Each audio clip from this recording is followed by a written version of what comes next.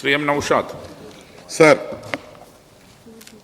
Peeling ഷെഡിൽ പണിയെടുക്കുന്ന മത്സ്യത്തൊഴിലാളി ഗ്രൂപ്പ് അപകട ഇൻഷുറൻസിൽ നിന്നുള്ള ആനുകൂല്യം ലഭ്യമാകുമോ?